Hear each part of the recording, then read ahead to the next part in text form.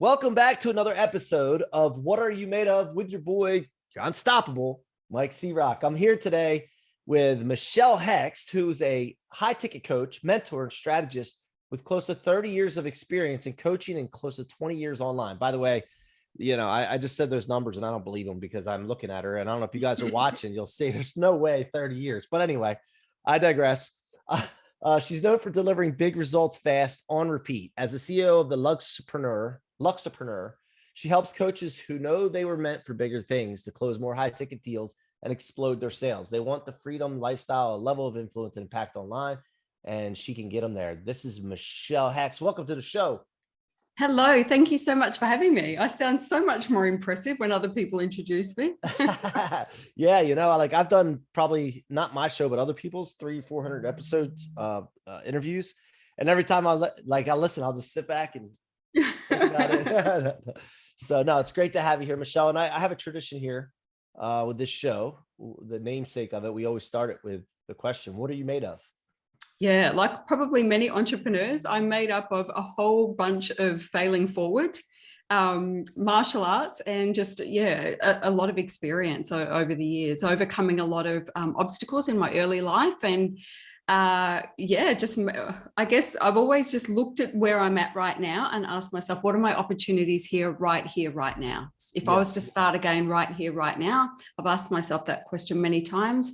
What would I do? And so I'm made up of, what am I made of? Yeah, overcoming adversity, lots of good questions, and many years of experience. All right. Well, now, since you said that, I'm not going to let you get away with the generalities. So let's go into some of the things, like be a good storyteller here. Take me back as far back as you want to when you were diapers, crawling, whatever you want. But give me some, some tidbits. Okay, awesome. So I guess I'll give you the life stuff, right? Because, what are you made of is, as you say, it's all about what you're made of. And so my early years were pretty rough. I'm 53 on my next birthday, which is 2 months away. So I've been on the planet quite a while. Yes, I do some injectables and I have good genes. So I know I look younger than my age. Something. And, lots of years of martial arts training and healthy living and all that. But yeah, so my early years were, they were challenging. There was domestic violence, there was sexual abuse, there was poverty, there was things like that.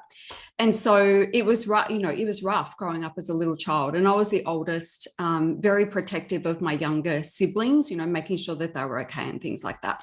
And so that was kind of the early stage. And I think from very early on, I made the decision that I wasn't very smart, because I couldn't concentrate in school because of all this stuff going on. And I drew this conclusion that I wasn't very smart. And so for a lot of years, I had a bit of a chip on my shoulder about not being smart. And I wanted to go out of my way to prove that I was smart. So I went back to school and things like that. But long story short, I left school when I was 14. My parents told me they weren't sending me back because they weren't spending money on school when I wasn't doing any good anyway, which was a bit sucky, but so that was that. I moved out of home when I was 16 and I've been on my own ever since. So everything that I've done has been experience-based and self-taught. So one of the very first things that I did when I realized that, it's basically up to me here. What I want my life to be about is going to be up to me. And so one of the first things that I did was I went to the US on my own. I was 20. And I was working jobs in hospitality. I saved as much money as I could. I was supposed to go with a girlfriend and she didn't make the money. And I'm like, well, I'm going. And so at 20 years of age on my own, I came to your country for 3 months and I saw 20 states and I met lots of people. And this was in 1989, mind you. So there was no internet. There was no calling back home unless you wanted to take out a mortgage to use an actual telephone back then. So I did that and I came back and actually when I was over there, one of the things that I fell in love with was the parks. I did a lot of camping in parks and things like that. And I thought, that's what I'm going to do when I get home. I'm going to be a park ranger. So I got back home, went back to school And then in amongst it all, I thought, you know what? Well, I think one of the coolest jobs in this thing is firebombing, like being a pilot and firebombing. So I went and got my pilot's license, and I was on this journey of becoming a park ranger, wearing khakis all the time and like building fences and stuff like that. And then I found martial arts when I was 22, and I just fell in love with it. And within 12 months, I had my black belt. I'd competed and won at state and national level a couple of times. And then I went on to own martial arts schools. And that is where I gained everything in my life, I think, you know, the discipline, the confidence in myself, the belt system, the grading system that I trained in back then was almost built for me. It was like every 3 months, we have a grading. And I know that if I do these things on my list of things that I need to get right, then I will be able to achieve it. And so every quarter, you know, I just had this desire to be, you know, to just nail it every time. And I wasn't ever focused on the black belt, but I was so good and so committed that I was double grading a lot of the time. So instead of doing one grading, they would double grade me. They would take me to our Korean instructor, and I would grade in front of him, in front of all the other black belts, because they needed. What part of martial arts? Like what style? Yeah, taekwondo. So Olympic style taekwondo. Okay, got it. So got it. Sport style. But I was, you know, I was very lucky. I had Korean martial arts instructors and things like that. Anyway, so I went through the martial arts phase, and yeah, I have my 5th degree black belt. I've been inducted into the Australasian Hall of Fame and things like that. So it's still a big part of my life. I'm still training. You know, I will get my next belt at some point. I've had a few hip surgeries, so it's been a little bit interrupted, but you know, I owned martial arts schools for a lot of years, and I wrote a book about that and things like that. So that's a big part of my life. And so while I was going through this, I also, I was married at the time, found out he wasn't a great person, separated. I already had a little boy and discovered I was pregnant. So I had a baby on my own, basically, and a toddler. And I lived 2 hours from my family, and I had this martial arts school, and that was my family, you know. So a week after I gave birth, I was back on the mat teaching classes and doing what I had to do just to make a living, essentially, because there was no financial support from my ex or anything like that. And so those years were, you know, they were really challenging, but they made me, you know. And then I moved into coaching from there, and it's a cool story. At one point, I had my martial arts school on one side of the street and my coaching offices on the other side of the street. So I would go from, you know, teaching classes or coaching usually, to teaching classes and things like that. And I did that for many years. Until I sold my last taekwondo school in about 2014 and went all in on the coaching. And yeah, there's plenty of other things in between, but I think you get the gist. Well, how did you get into coaching? Like, what was your first, you know, thought, I guess, to be a coach? And then do you remember your first client? Oh, I do. So at the time, I did my personal training qualifications as well. I wanted to add another string to my bow. And personal training back then was only just a thing. Only Hollywood people had it. Yeah. So I was doing that. I did that. And then this thing called coaching was on my radar. And I'm like, oh, this is what I do with people. This makes sense to me. So I did my qualifications in about 1999 with a company called Results Coaching Systems. David Rock was the founder of that. He's incredible. He's not running it anymore, but very much into neuroscience and all the rest of it. He was incredible. And so that's what got me into coaching. My first paid client was my mum. And that was very interesting because she lived 2 hours away. She would drive, and we'd had a very conflicted relationship all through my teenage years and all the rest of it. So she would drive 2 hours, she would come and sit in the chair, and I coached her like she was a client. And I really had to practice the poker face, you know, and she respected me as a coach and I respected her as a client. And she shared things with me that I'd never heard, but I had to hear them as a coach. Wow, and that's a little scary, man. I don't know if I'd want to do that. And to get past get past the part of accepting payment or charging your mom. You know, like that's Oh, something I've never had a problem with accepting payment. I no, honestly, I know that when people invest, that's when they value.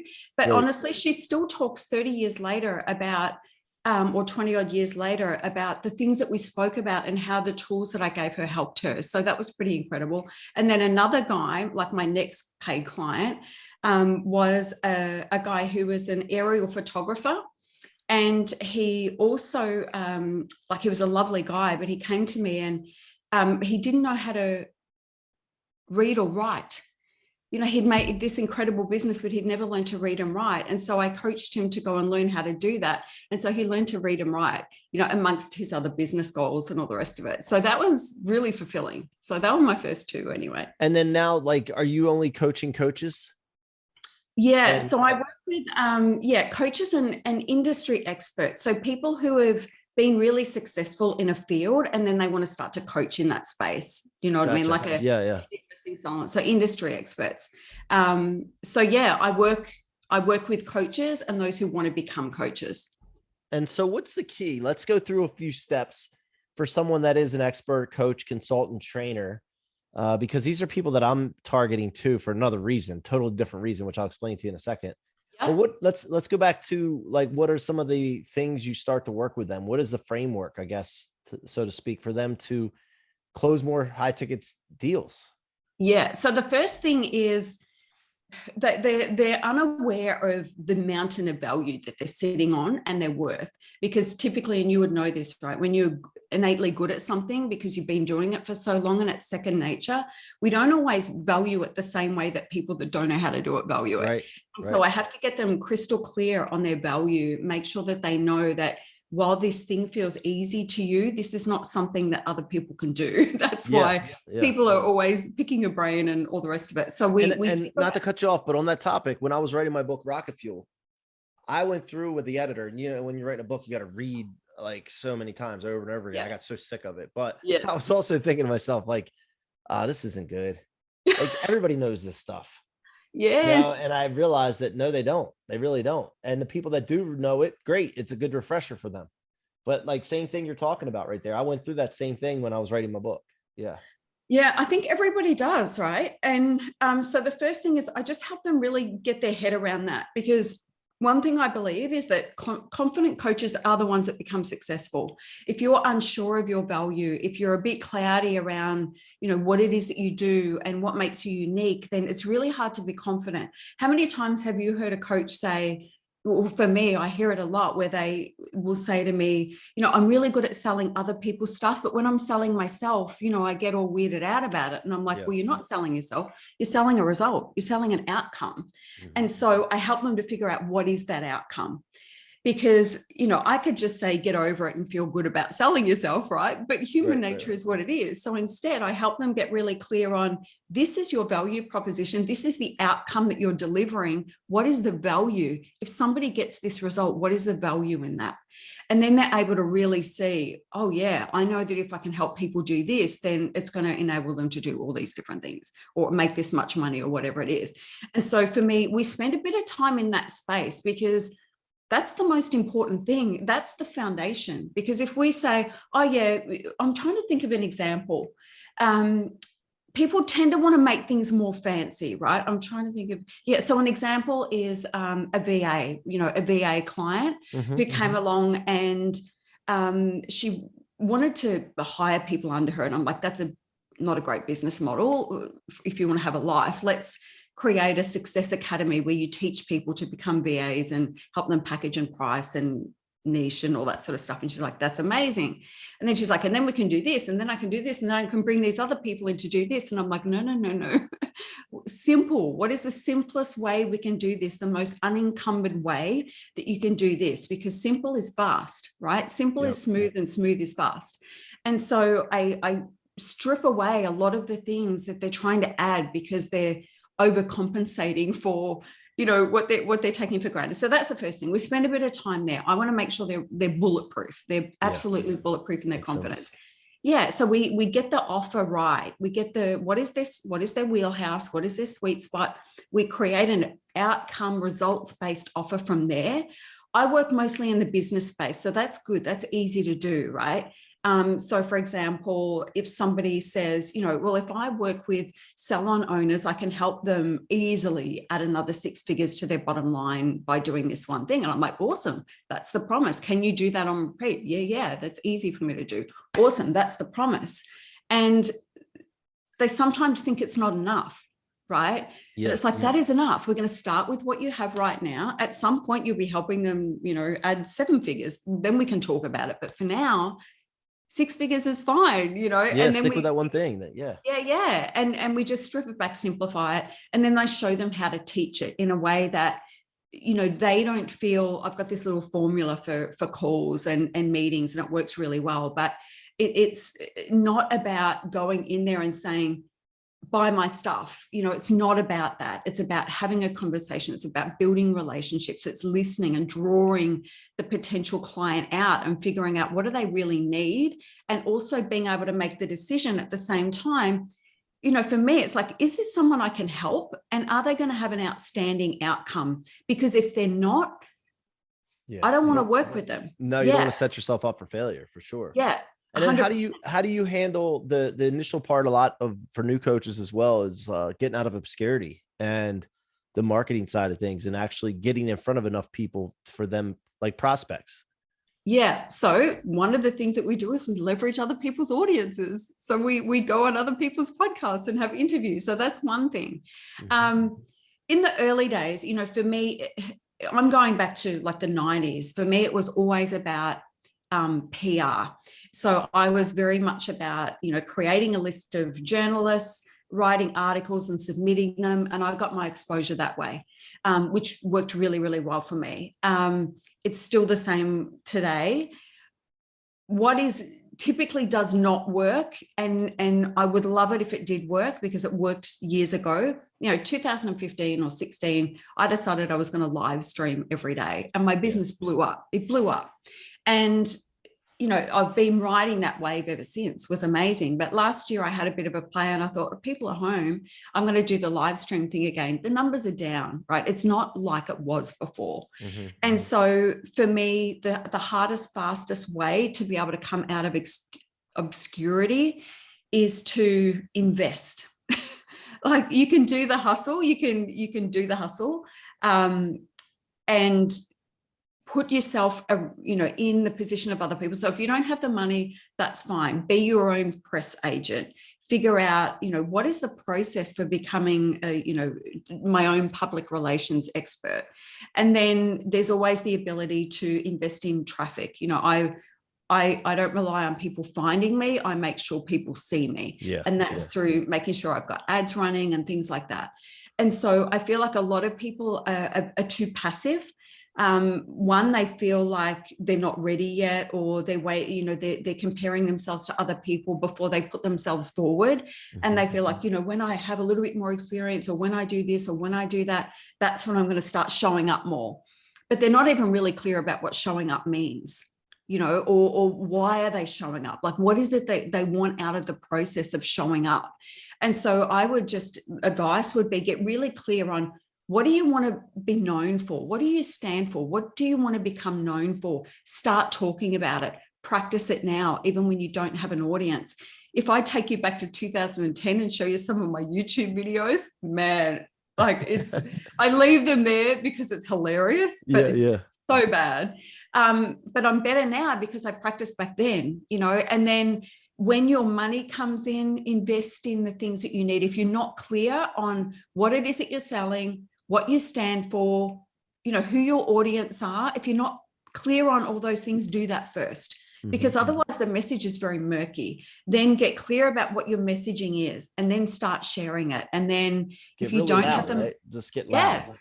Yeah. Loud. Yeah. And, the internet can be, I've been online for a long time. My first online business was early 2000s. It was an online fitness business, and I've had nothing but love. I've got one handful of bad stories of people just being dicks. Sorry if I can't swear on it, but the rest I don't know if you can swear or not. I mean, I don't care about it, but okay, awesome. And so like I've got a really small handful of examples of that. And the rest has all been really, really good. But people do have this fear of, what if I get the haters or whatever? And I'm like, well, haters don't pay your rent, haters don't pay the mortgage. So you just got to go out there and do it and remind yourself that it's actually your job. Part of your job is to go out there, and you're the spokesperson of your organization, your company, your solopreneur business. So you have to be the person that is, doing their job, getting out there, pushing the brand, being out there and letting people know that you're here. The coaching that you do is this much of your business. This much of it is business, is marketing, and the people that know how to market and know how to be visible and know how to get out there and just do that stuff are the ones that will succeed. Everybody has examples, right, of the coach that they secretly think is a bit crap, but they're really successful. Right. And, why are people thinking this person's any good? And it's because they're like beating their drum. And best known wins over the best company. 100%. Yeah. Yeah.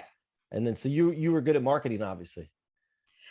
Yeah. I mean, it was just self-taught. And I think for me, I've just gone through this phase. I'm launching my high ticket coaching institute, which is a business type coach. Yeah. Talk about that. Yeah. Promote that. Yeah, I will. And I'll come back to that. But one of the promises that I made myself is like the marketing that I'm looking at now. It's like, I want people to be in awe of this product because of the quality, the words that are running through my brand and my mind when I talk about it is quality and investment. So people are going to know that this is going to require an investment. It's not a Udemy $200 life coaching course. This is a business coaching academy. And so when I am marketing it, it's plain speak. Like my brand used to be pink and aimed at women and all the rest of it. And it still is to some point. And I don't, I love it. But with the Coaching Institute, it's gray, it's black, it's white. I'm going bare bones. I'm stripping it back. Everything is plain speak. There is no smoke and mirrors. There's no selling the lifestyle. I mean, even though I'm very transparent and I don't lie in my marketing, but I want to be more plain speaking. I want to be, what do I want to say? What do I want them to do? And so instead of saying, starting out with the goddamn hero's journey and the taking them on a journey, it's like, hey, I've got this product. If this is you, you might want to have a look at this. It's like, just be open and honest and transparent about it. Do you market first and then once you see and try it out and then go build it? Because why build it if you don't get a bunch of interest? No, I'm very gut driven. I trust my instincts and I know the world needs this. I know I have an audience capacity to, have a reasonably good launch the first time around. It's very untested, but I don't care. Is there anything wrong with that though? Like, is there anything wrong with starting a marketing campaign and really pushing it out there? And then once you see the response, then put the time in to build it? I don't think there's anything wrong with it. I don't think there's anything wrong with it. I definitely start talking about it before I've actually physically started to build out the modules and things like that, if that's what you mean. I don't go and create like 12 months worth of content, build it, and then go market it. No. Because a lot of the coaches that you probably work with get stuck in planning and building and it's not, and they never get around to selling or marketing their product. And then when they're done, they don't know how to sell and market. And then they got all this time invested and then they can't sell it. So yeah, that's what I was talking about. So for me, it's, and remember, I've got 30 years of experience of this. I know what the market needs. I know what people are dealing with. I'm speaking with coaches and industry experts all the time. And this is really just an extension of the work that I've been doing. I was running a 6-month mentorship for a long time and I love it. But I realized I want to catch these people before they do the coaching training, because this is going to be controversial, but so much coaching training like renders once smart people useless. You know, they're trying to follow a framework that just doesn't fit. And then they feel like they're really crap coaches when they're not. They were good at what they were doing to start with. It's just they're trying to make it fit somebody's accreditation. And so for me, this coaching institute is like, I resisted this for a while because it's a very big grown up product, and but I'm loving it. And so it's a hybrid program. It's part coaching skills, but those coaching skills are going to be built off of drawing out what is already within the coach. So it's not like, here's how we do things, you've got to follow this thing. So there's structure and there's a framework there, but it's very much about getting them to tap into like what makes them special and what makes them a good coach. So there's coaching skills, how to navigate tricky conversations, how to move people forward, all that stuff. It's also business and marketing school, part personal development, because coaches need self-awareness. They need to be doing that work. And then it's also part mastermind. It's not a cheap product. So we're going to have a group of high-level individuals who are industry success stories, who are people that have been coaching for a little while, and they're like, this model is not working for me. I'm ready to move into the high ticket space. So it's, for coaches that have already done coaching training and for industry experts. And so over 12 months, they're going to be, I'm creating like a short track as well, so that if they want to get in there and start making money, they can do that. That's my specialty. But I want them to be patient. I want them to take time to get this right and build a quality product. And so it takes them from one high ticket offer to a scaled version of whatever that is. So in my case, it's the High Ticket Coaching Institute. For others, it might be, I've got a past client who has a lash extension salon owner academy. So she teaches things like that. So we scale in that way as well within that 12 months.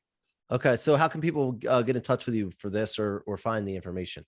Yeah. So I think the best place, I'm on Insta. So I'm Michelle Hext, or at Michelle Hext. My main website is michellehext.com. And I also have the High Ticket Coaching Institute.com. Oh man, you got that domain? That's awesome. Oh yeah. I've had it. I keep looking up there. I've had the domain for maybe 2 years, and I have the branding sitting up there, and every month for 18 months, it's like, it's time. And I'm like, it's not time yet. It's not time yet. Now it's time. Take action. Yeah.